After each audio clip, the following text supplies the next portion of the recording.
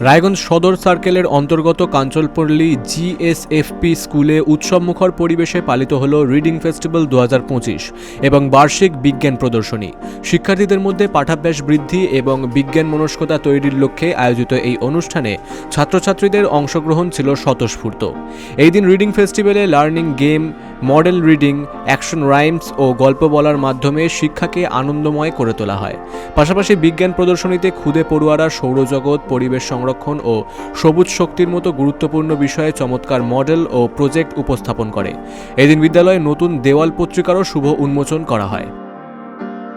Festival আর science exhibition এই দুটো একসাথে অনুষ্ঠিত হচ্ছে বাচ্চাদের নিয়ে। রিডিং ফেস্টিভ্যাল বলতে পঠন মেলা, আর সায়েন্স এক্সিবিশন হচ্ছে বিজ্ঞান প্রদর্শনী। তো সেই দুটো একসাথে পালিত হচ্ছে। সেই জন্য আমরা আজকে আমন্ত্রণ জানিয়েছিলেন আমাদের মাস্টারমশাই, আমরা এসেছি। দেখলাম খুব সুন্দর, মানে আমাদের গভর্নমেন্ট স্কুলে, সরকারি প্রাথমিক বিদ্যালয়ে এত সুন্দর বাচ্চারা এত সুন্দর করে প্রদর্শনী করেছে। আমাদের সব মোটামুটি সবগুলো দেখা হয়ে গেছে, মানে এক্সিবিশনটা দেখা প্রায় কমপ্লিট আমাদের।